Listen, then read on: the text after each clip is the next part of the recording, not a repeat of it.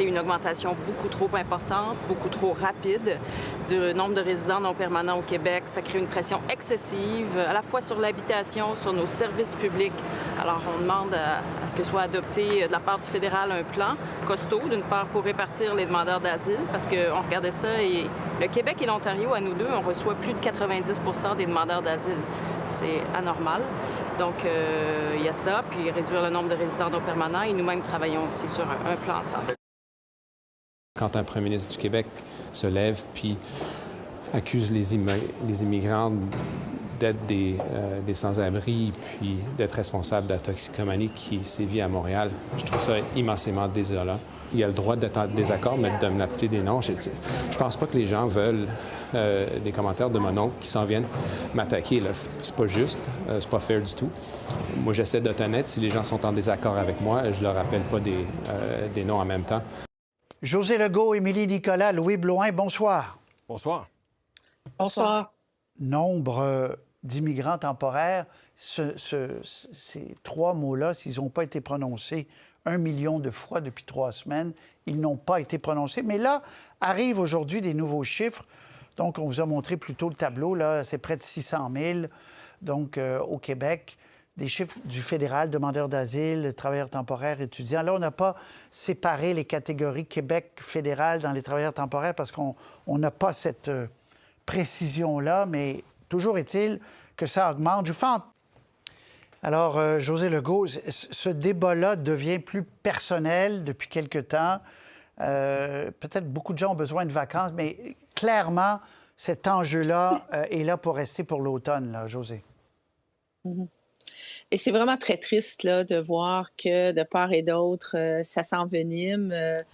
D'autant plus que, bon, le ministre Marc Miller doit travailler aussi avec son homologue québécoise, Mme Fréchette, et vice-versa. Et de l'autre côté, même si M. Miller s'est vraiment déplacé là, de qualifier un premier ministre du Québec, quel qu'il soit, ne serait-ce que pour sa fonction là, de mononcle, là, franchement. Ça me fait penser à Pierre-Éliott Trudeau qui avait traité Robert Bourassa de mangeur de hot dog. Je pense que les Québécois méritent mieux que ça. Mais de l'autre côté, M. Legault, on le sait, a fait de l'immigration temporaire son pain et son beurre politique depuis plusieurs mois. Et il veut étirer la sauce, de toute évidence, jusqu'aux prochaines élections fédérales. Et moi, je vous dirais, s'il est encore là, c'est un gros si, aussi aux prochaines élections provinciales. Au-delà de la guerre de chiffres, on sait que le gouvernement du Québec est responsable, comme du fédéral, d'une partie de cette immigration temporaire-là.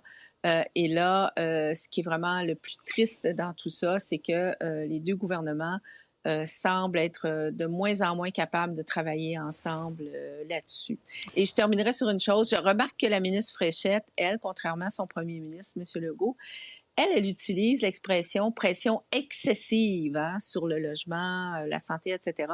Tandis que M. Legault rend l'immigration temporaire responsable à 100 de la crise du logement, en santé, etc., alors qu'on sait que c'est tout à fait faux, que c'était des crises qui étaient préexistantes et que c'est un facteur aggravant, mais ce n'est pas la cause. Donc, c'est très difficile pour la population de s'y retrouver devant un si mauvais spectacle là, de part et d'autre.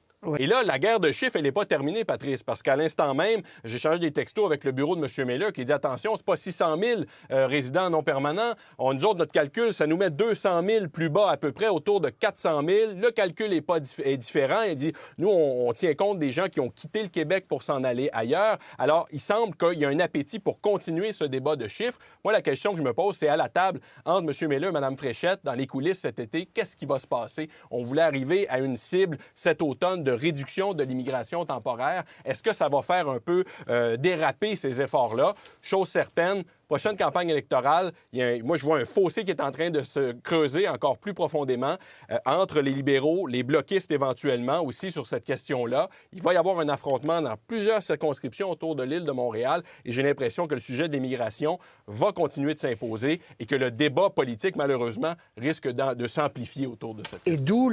Et ça sera important de voir ce que M. Poilievre propose. Là.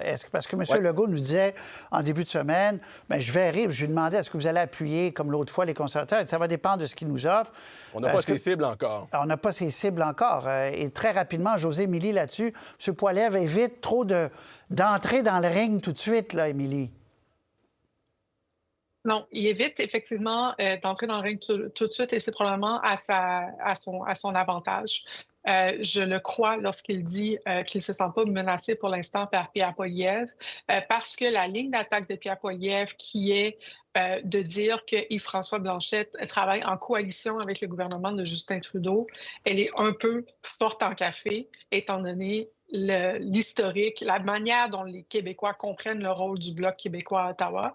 Ce n'est pas la meilleure ligne d'attaque. Je crois que Pierre Poilievre peut faire beaucoup mieux que ça pour attaquer Pierre Poilievre, et tant et si longtemps qu'il n'aura pas trouvé mieux, les capacités de Pierre Poilievre de vraiment nuire aux intentions pour le Bloc québécois sont assez faibles, surtout lorsque le Parti québécois fait aussi bien dans les sondages et qu'il y a ce retour-là de la question de la souveraineté pour le Québec. La manière dont Pierre Poilievre se prend au Bloc n'est pas la bonne.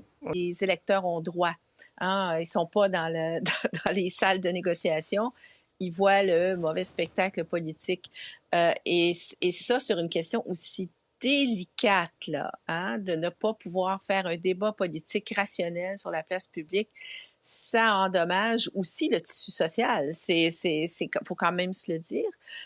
Et sur la question de M. Poilievre, bien entendu, M. Poilievre, sa ligne d'attaque au Québec, elle est non seulement pas très bonne, elle est carrément fausse. Je pense que c'est pas crédible de dire que le Bloc travaille main dans la main avec les libéraux de Justin Trudeau sur à peu près quoi que ce soit. C'est que M. Poilievre, il traduit les choses toujours de l'anglais au français, puis des fois, il change quelque chose. Donc, au Canada anglais, c'est la coalition NPD libérale, n'est-ce pas, là, qui est vrai, parce que le NPD soutient le gouvernement de M. Trudeau, lui permet de gouverner en majoritaire parce qu'il y a une entente. Mais au Québec, c'est complètement